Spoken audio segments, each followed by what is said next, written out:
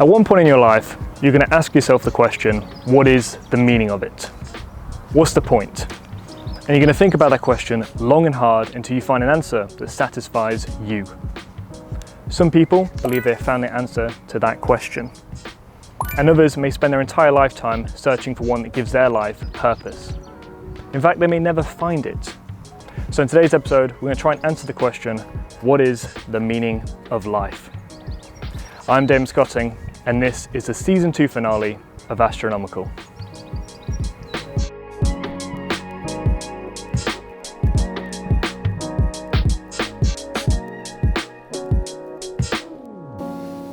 So, in order to answer the question, what is the meaning of life, we need to look back to how life first began.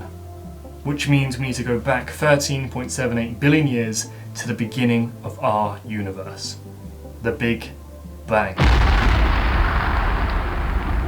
The Big Bang wasn't an explosion as per se, it was the beginning of space and time itself.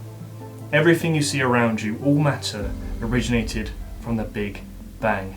You, me, the bees, the trees, everything came from this singularity. A point of infinite density that expanded faster than the speed of light and cooled rapidly. The universe began to cool and eventually formed the very first stars, which would go on to form galaxies much like our very own Milky Way. Now, although we can't tell what came immediately before the Big Bang, we do have a good idea of how our universe started. We also have a good idea of how it may end. And that could be through one of three different ways. You have the Big Freeze, the Big Rip, and the Big Bounce. All of these scenarios depend on the density of our universe. The Big Freeze in this scenario is where the universe continues to expand at an accelerating rate. All of the stars exhaust their fuel and eventually die out.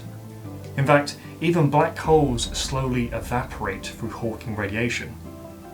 And eventually the universe reaches a state of maximum entropy, where nothing happens and nothing keeps happening forever. Time eventually becomes meaningless. Or the universe could end in a scenario known as the Big Rip. In this case, the universe continues to expand at an ever-accelerating rate into the point where not only are galaxies and solar systems ripped apart, but subatomic particles are. Nothing will remain in our galaxy. A very brutal end. And then finally, we have the Big Bounce. Now in this case, the universe doesn't continue to expand. Instead, it contracts in on itself.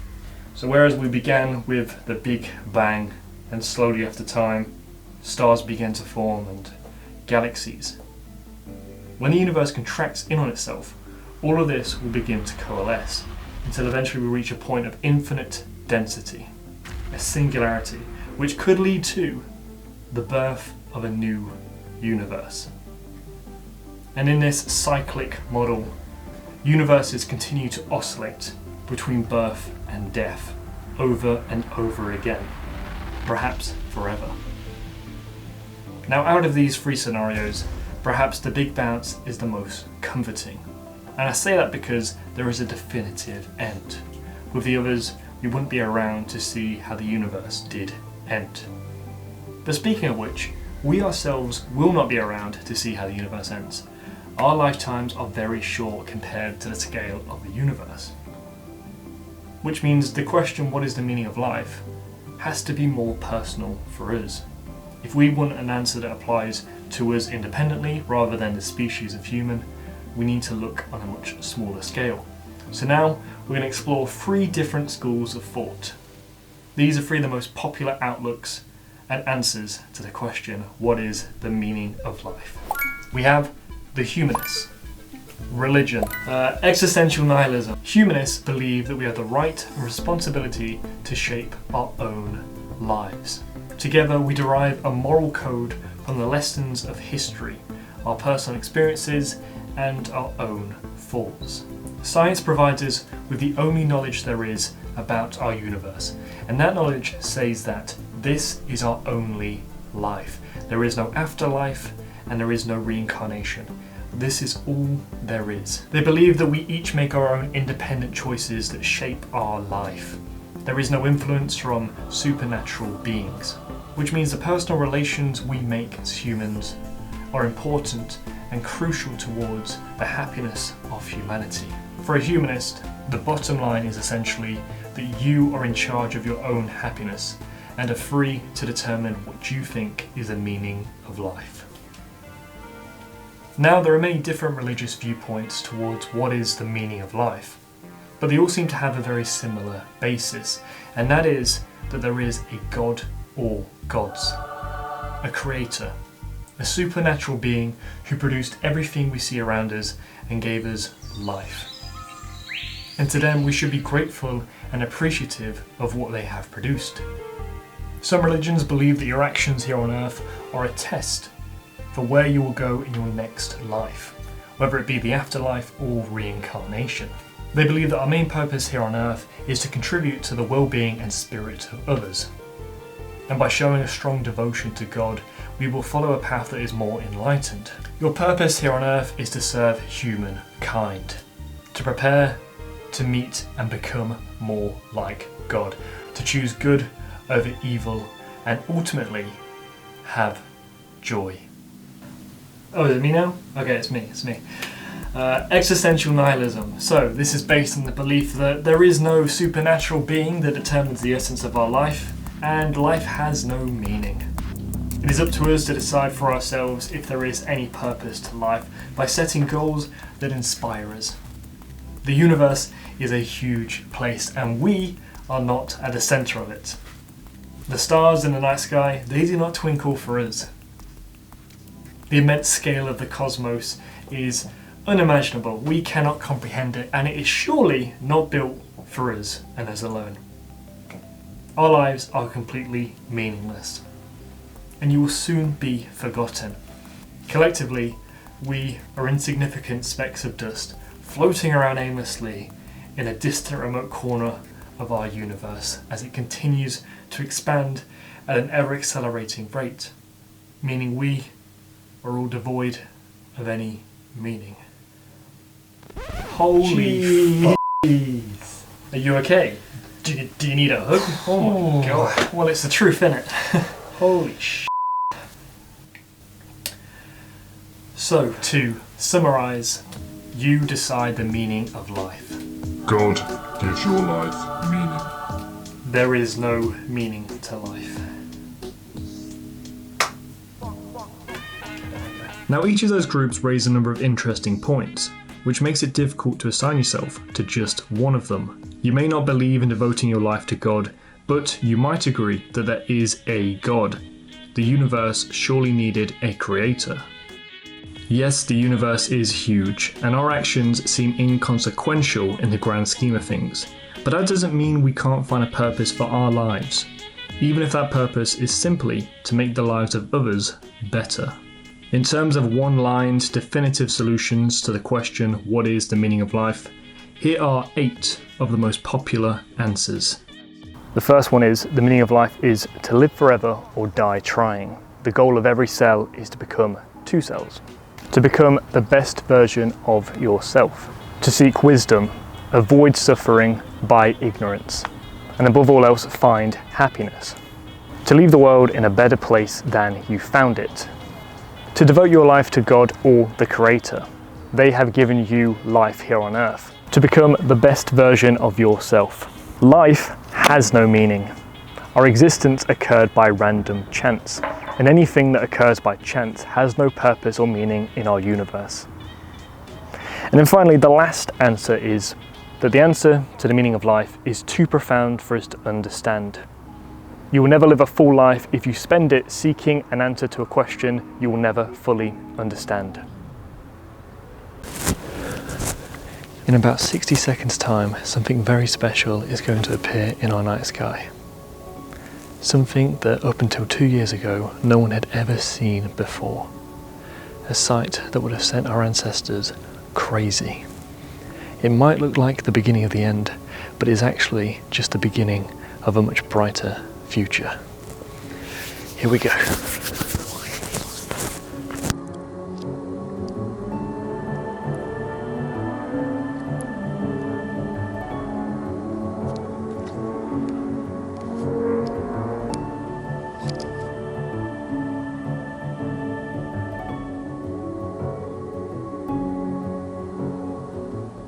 These tiny bright lights in the night sky are not stars, planes or planets.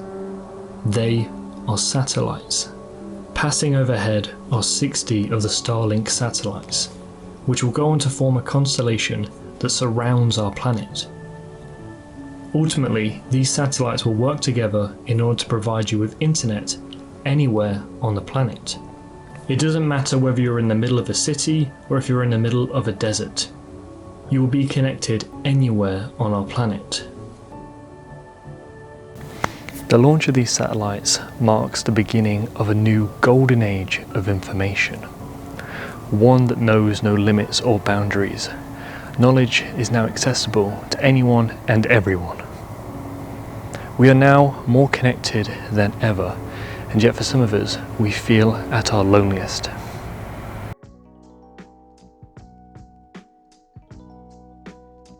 For the vast majority of us, the meaning of life is derived from the personal relations we have with others. The last year has put a seemingly relentless strain on that connection. Our only window to the rest of the world has been through the internet, which has led to cases of loneliness rising more and more. In these dire situations, people find themselves now more than ever asking the question, what really is the meaning of life? From a biological standpoint, our purpose in life is simply to reproduce, to spread across as much of our environment as possible, which we are very good at. There isn't an area on our planet which we are yet to colonize. Even the most inhospitable places like Antarctica have seen humans born and raised there. By default, we are not supposed to be happy. A state of contentment is discouraged because it makes us vulnerable to predators. Human beings are very social creatures. We are only here where we are today because our ancestors worked together to survive. It's the relationships we make in life that give our life meaning and purpose. And that is why loneliness is so toxic and it kills twice as many people as obesity does. There is no definitive answer to the question, what is the meaning of life? And that's because it varies so dramatically depending on the scale at which you try and answer the question. If you try and answer it on the scale of our cosmos, then you simply don't have enough information. We haven't explored enough of our universe to answer why it's here and what its purpose is. But if you turn to that question on the scale of our species, then we know that our purpose is to reproduce and colonize as much of our universe as possible. And then finally, on the scale of humans, the answer can be found through relations we make with other people. The answer to the meaning of life is love. Love what you do. Love the people around you, and then you will love the life that you live.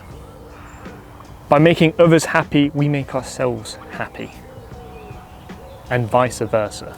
It is only by working together that we stand a chance of figuring out what a definitive answer to the meaning of life may be. Answering the question, what is the meaning of life, on the basis of our lifetimes means that there is no right answer, because we simply don't have enough information to correctly answer the question. But it also means that there is no wrong answer. It is up to you to choose what your purpose is. For me, the purpose of my life for the last 6 years has been to make this documentary, which I can happily now say has succeeded. I've done it. But it didn't seem like it was ever going to happen. It wasn't until 4 years ago that I recorded the first piece for Astronomical. And even then, it wasn't in front of a video camera because I was too shy. It was just a voice note of me talking about Jupiter and its moons. And I can say now in hindsight that that voice note was awful. It was absolutely horrendous. It's a bit like when you sing along to a song and you think you sound pretty good, so you then record your voice separately without any music and listen back to it, and then you realize you can't sing at all. Fly me to the moon, let me play among the stars. Everything I was saying was completely rushed. I was stuttering a lot. I was really nervous, even though it was just me talking to my phone. No one else was going to see at that point. It was just for me, and yet it sounded awful. I was yet to step in front of a camera, and I couldn't get this part right. So I continued practicing over and over again. The solution was to just keep talking to camera until it felt completely natural. Eventually, I didn't feel any pressure or nerves, and my voice stopped being so shaky. So 3 years ago, I decided it was finally time to start filming the documentary. I knew that in order for this documentary to be gripping, I had to make it visually appealing, so the viewers would stay tuned in for longer than if I was just talking in front of a whiteboard. I planned a solo trip across Europe, in which I would visit some spectacular landscapes. The first on my list was a place known as Lake Bled in Slovenia. I had already prepared the shooting locations at home using Google Maps, I had recited the scripts to memory, all that was left now was to go out and record it. But regardless of how much you plan, there are still things you cannot anticipate for. One of those things is that a group of 40 Chinese tourists arrive the moment you start recording, and as well as taking photos of the castle that have you in it, they also take images of just you, which doesn't exactly do wonders for your self-confidence. Alongside this, the lighting and sound quality were awful, but I didn't notice this until I got back to the hotel room. It was only once I got back to the hotel that I realised I couldn't do this alone. I needed someone to help me out, to tell me if things didn't look great or if it sounded awful. So I headed back home having learnt a lot. I still hadn't told anyone about the documentary. I wanted to make it first and then show people. But then on a Friday night at the casino, I told my best friend Sachin about what I was trying to do, and he couldn't have been more supportive. Over the next year, we drew up plans to travel across the Americas and film this documentary. During this time, I was still studying astrophysics and cosmology at university full time. But in order to afford these trips, I took a full-time job at the National Space Centre, which was one of the hardest things I've ever had to do. I was doing just enough to scrape by in terms of grades until day one of our trip to the Americas. Whilst waiting to board our plane, Sachin read out my grades, which said I'd failed one of my modules. Physics 4, 18 MAC 108, score 36. I did retake it after the trip and pass, but it wasn't the best way to start this adventure. Already, the benefits of having someone to help make the documentary were apparent. The stress of travelling was greatly reduced.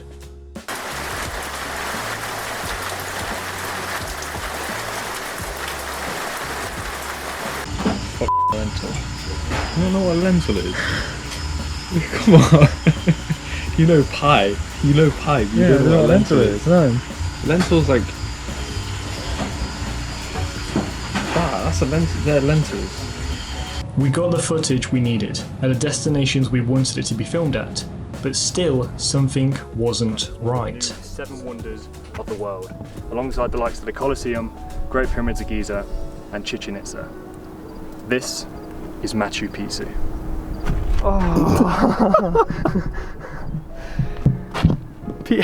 I'm so hungry. What do you say? Machu Picchu, yeah.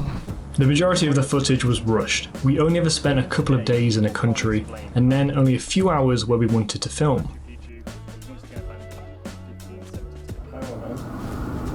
Blackjack. I had 2 weeks off from work and university. I was leaving the day after an assignment hand-in. Although we had been playing this for a while, it felt like it was coming and going too quickly. Once we got back from the trip, I looked over the footage and I realised, much like the Europe trip, I had barely got anywhere near enough footage to make a documentary. Something had to change. I was still determined to make the documentary though, it still felt like this was my purpose. So, any spare moment I had at work, I spent planning a new trip, which unfortunately had to now be solo.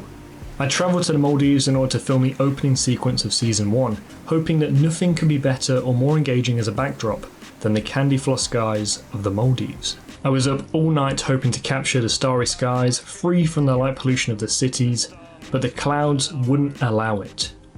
The first ever take for the opening sequence of Astronomical Episode 1 was done just after 5 AM. But I wanted this to be perfect, so I redid the scene over and over again. 37 times to be exact. I had been repeating the same lines along that beachfront for 2 hours and 12 minutes before I felt that I'd got the shot that I wanted. By which point, the rest of the island was now awake. It was only when I got home I realised that the first take was the best and the rest of the shots were now meaningless. This destination was the first in a long trip, but it proved to be vital because after leaving the Maldives, my confidence was sky high.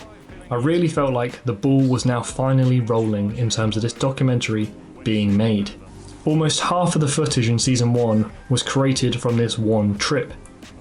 Although it wasn't perfect and there were plenty of moments where the camera was out of focus or the lens was fogged up or maybe the mic wasn't properly connected, I still had achieved what I set out to do. Light isn't actually instantaneous. Light is the fastest thing in the universe. Astronomical was now finally becoming a thing. Once I returned from the trip, I knew that this was working. So I spent the rest of summer shooting and editing, but at a snail's pace. Today is a very special day. I knew that in order to finish this and for it to really work, I had to quit my job. Today is my last day at the National Space Centre. And I say that lightly because I absolutely loved and adored my job at the National Space Centre. After leaving the Space Centre, I finished off season 1 by filming scenes in Mauritius and Dubai, trying to utilise the environment and make the documentary as engaging as I possibly could. And then, on April 26th, 2020, I released the first ever episode of Astronomical. Which then leads us to today. 6th of June 2021. Today is the last ever episode of Astronomical.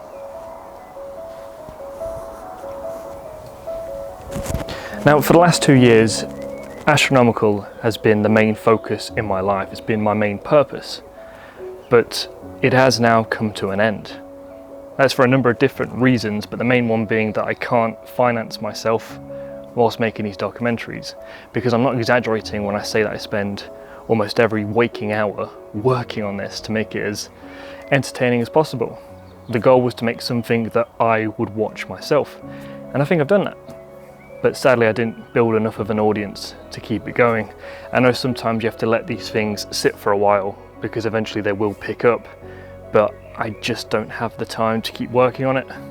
But silver lining is that last month I got accepted on a teacher training program, which means I am going to become a certified teacher.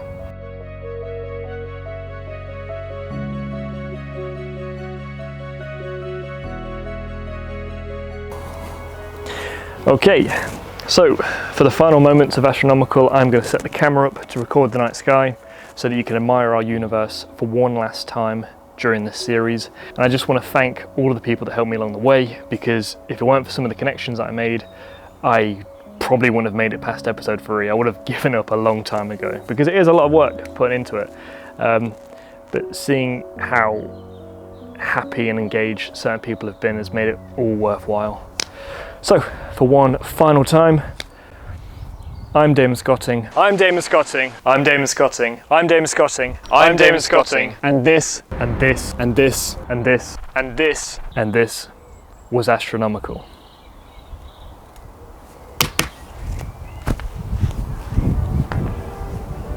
There we go. We're done.